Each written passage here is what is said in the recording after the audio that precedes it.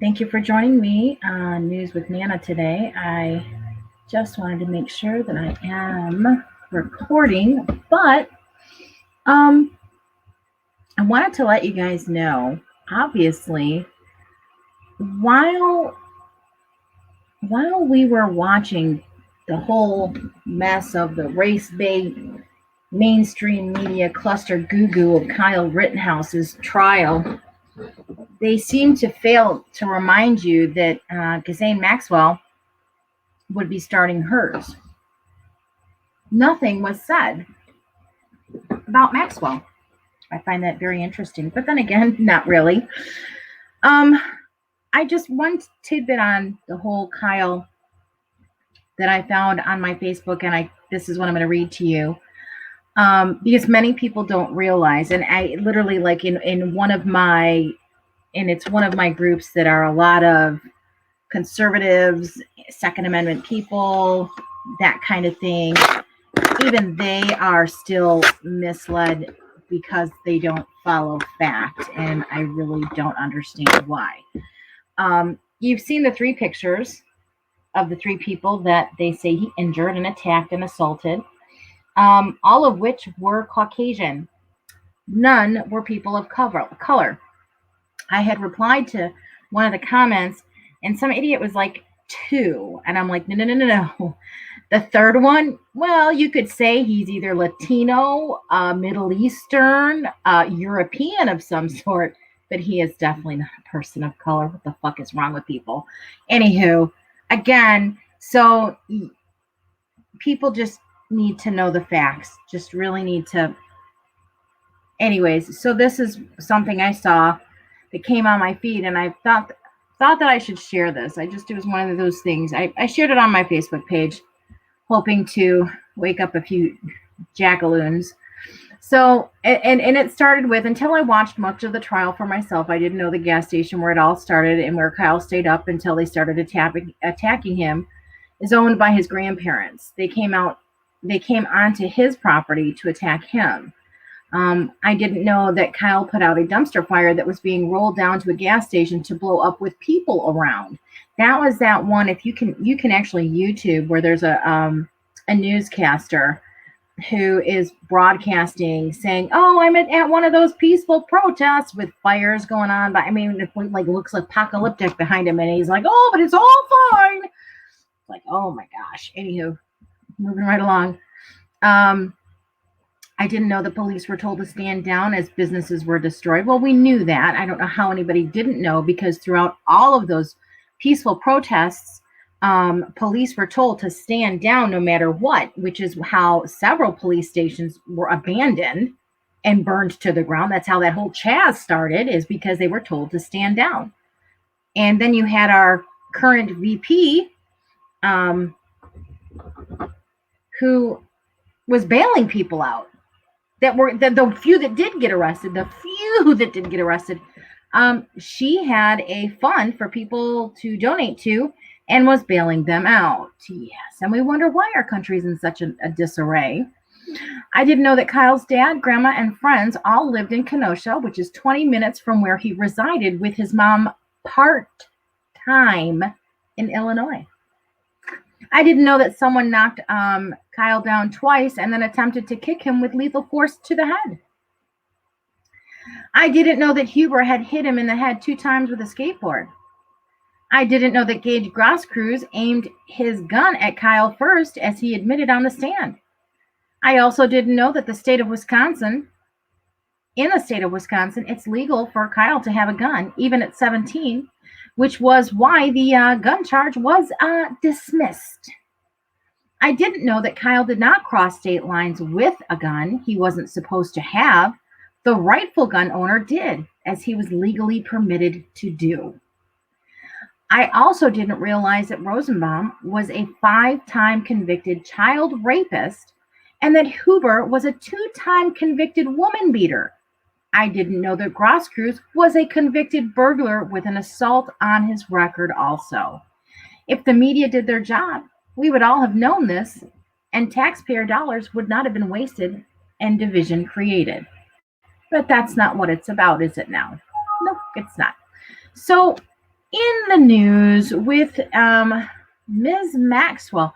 Uh, this was from last month, but I just found this and I found it kind of interesting. So she was she was put on the stand um, October 22nd. This was reported by New York Post. Maxwell tried to pass herself off as a prude by balking at questions about a laundry basket of, toys and nude photos. That was in a 2016 deposition that was made public Thursday. Let's. Oh, this was so. Yeah, this is all that stuff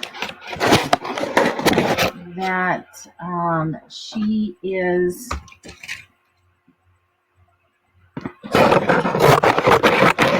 Sorry, got to work on my stuff. Anywho, no, I'm not going to give you this. So, anyways, that's kind of crazy.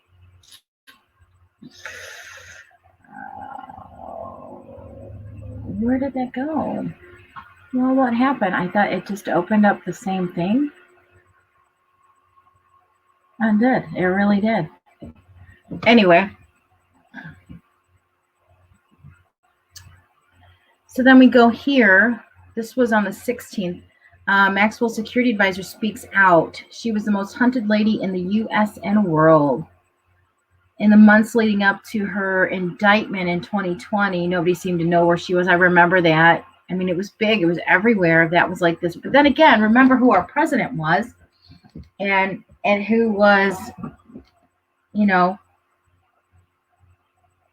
he was a force to be reckoned with. People were afraid of him, and that's what we wanted. We wanted a leader to lead, and for other countries to be afraid.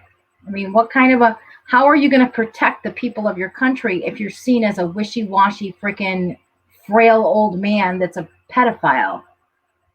Anywho, so yeah, it's not looking pretty for her.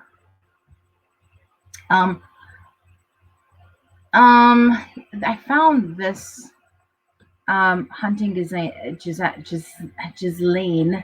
In his new podcast for LBC, John Sweeney tells how his investigation into Ghislaine Maxwell left him believing there are some pretty disgusting people sat around high tables of Manhattan, Palm Beach, London, and Windsor.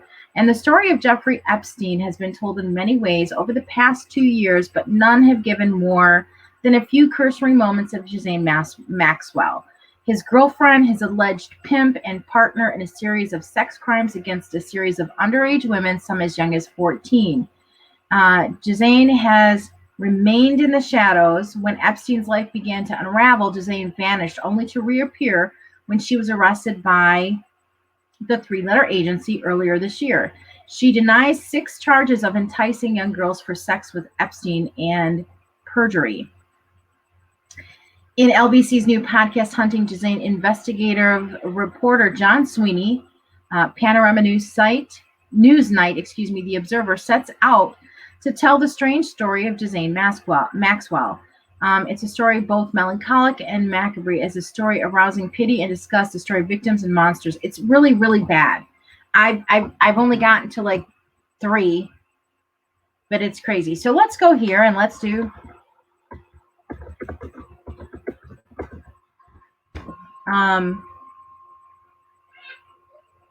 Let's see what this brings it. I was hoping.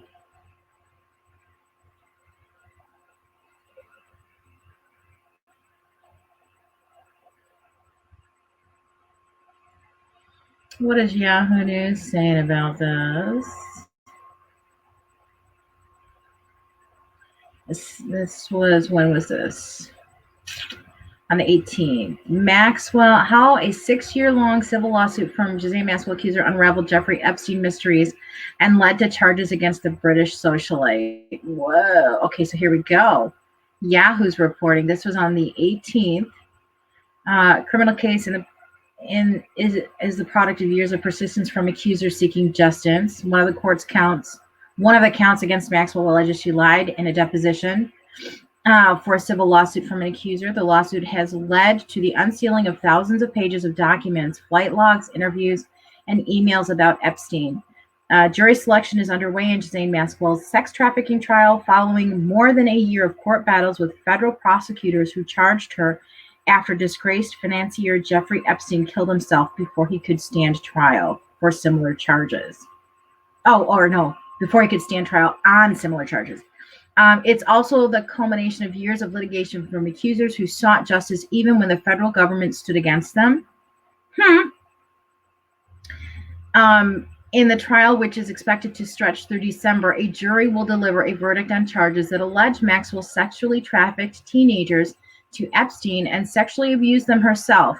Maxwell has pled not guilty to all charges. Yeah, that's not going to go the way it did for Rittenhouse, babes. What is her name? Virginia Roberts there's too much evidence that the three-letter agency has. And when prosecutors first brought the indictments against Maxwell in July 2020, they also accused her of lying in a deposition about her actions in relationship with Epstein. But U.S. District Judge Allison Nathan, who's overseeing the case, agreed to sever that charge in April and allow Maxwell to address it in a separate trial at a later date. You're not going anywhere. You can get used to your little crummy cell. The deposition came in a civil lawsuit brought by Virginia Roberts Giuffre, who's arguably done more than any of Epstein's approximately 150 victims to eliminate his predation. I don't know, whatever. Okay. Giuffre vs. Maxwell has produced thousands of pages of documents about Epstein. Giuffre filed the lawsuit in 2015 accusing Maxwell of defamation when the British socialite called her a liar over her claims that Epstein and Maxwell sexually abused her. At the time, Maxwell was not yet indicted, and Epstein was a free man, splitting time between his massive properties in Florida, New York, New Mexico, London, and the U.S. Virgin Islands. Epstein had served a short jail sentence in 2008 and 2009 for a state charge of procuring an underage girl for prostitution. Okay, and here's your sign, folks. Hello. As part of the plea deal that included a non-prosecution agreement that protected him from more serious, as part of a plea, these plea deals that these judges fucking allow is ridiculous. I'm sorry. You're guilty of a charge. Plea deal my ass. Plea deal your way and walk into that fucking cell and deal with it. This is just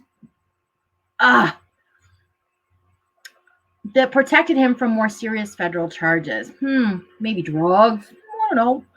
The suit Giuffre brought against Maxwell was ultimately settled in 2017, but the case has enjoyed a long afterlife.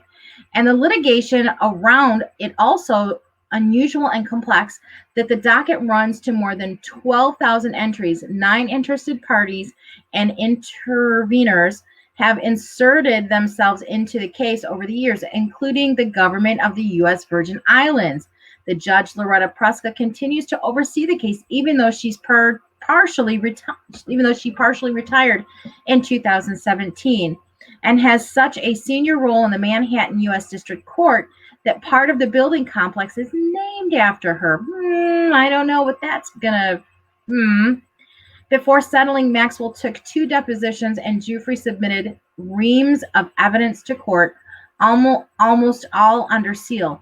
Giuffre's attorneys have fought tooth and nail to unseal the evidence and depositions, arguing they should have never been sealed in the first place, while Maxwell's lawyers have tried to keep them out of the public eye. I wonder why.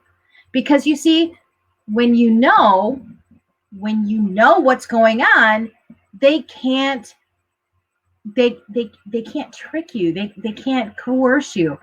Then you really know where the information's coming from, and you really know who's the guilty parties, and it's those people pointing the frickin' fingers.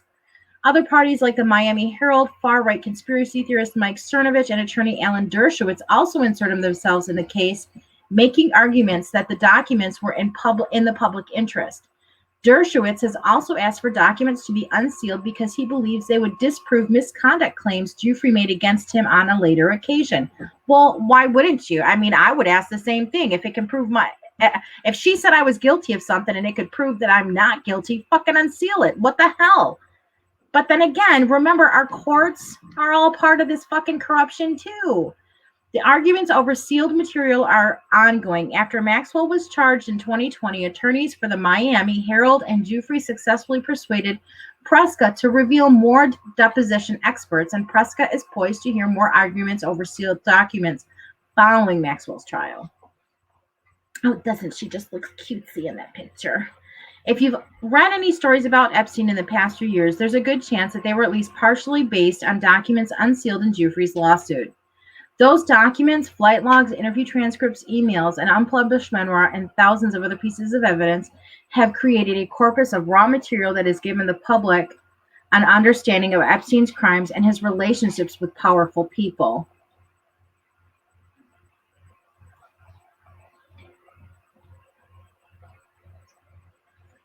Let's see.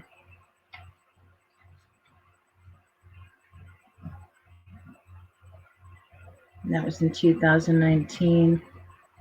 Okay. So if you go to this Yahoo, if you click on these blue ones, that it'll take you to those things. I'm not going to click on every one of them and post the links. You guys can do it for yourself. If you're not lazy, don't be lazy. All that evidence came in handy for Miami Herald journalist Julie K. Brown, who drew on the court documents for her series Perversion of Justice, published in 2018. The stories detailed how Epstein's well-connected lawyers secured him an easy time in jail and how federal prosecutors kept his victims in the dark about non-prosecution agreement that protected him from more severe charges. Several months before the series was published, the Herald acted as an intervener in the case to persuade Prescott to unseal certain documents in the public interest. Brown's reporting also draws on documents from other lawsuits brought by Epstein accusers, usually under Jane Doe pseudonyms. In interviews with several accusers, including Courtney Wild, who sued the federal government in a failed attempt to unravel Epstein's secret deal with prosecutors.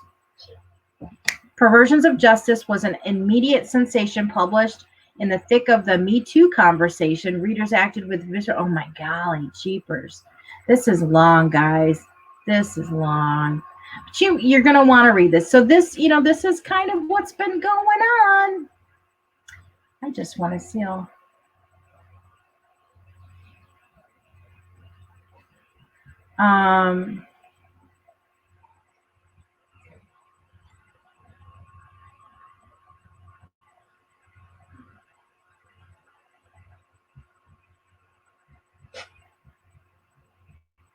You guys have got to.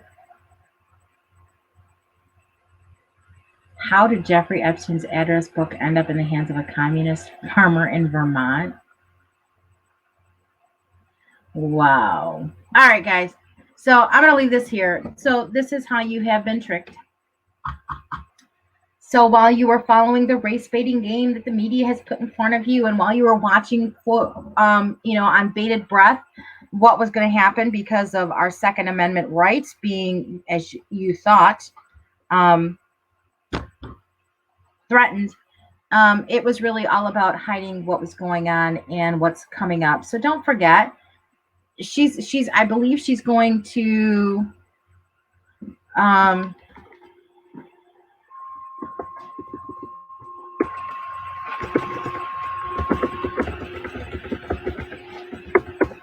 let's find her next court date.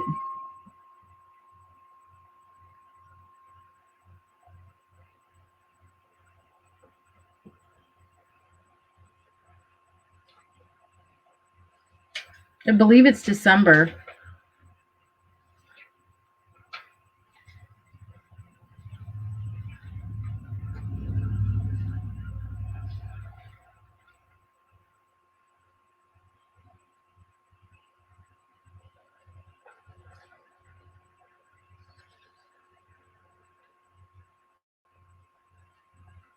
So jury selection has begun.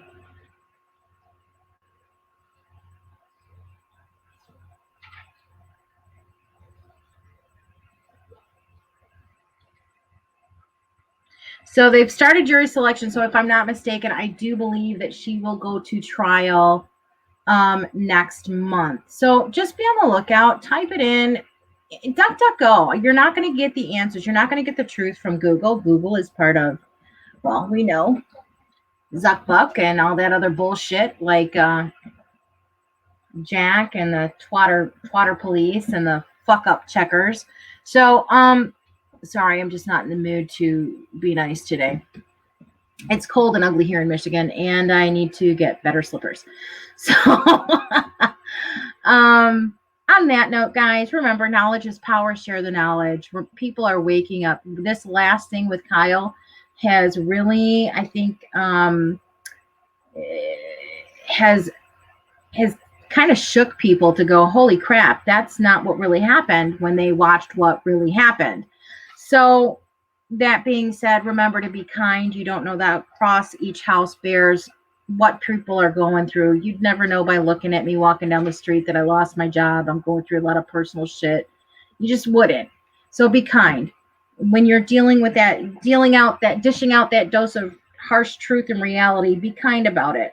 Some people are so set that this is going to shake, the truth is really going to shake people to the core. That's all I'm going to say about that. So remember, find your tribe. United we stand, divided we fall. Since what's happened yesterday in the Rittenhouse trial, please, be aware of your surroundings. You live in the big cities. Be aware of your surroundings. You live in a small town like I do, anybody that's out of place, you will notice. But in a big city, it's hard to. So watch for your neighbor and be kind. Be safe. God bless. I hope you have a wonderful weekend.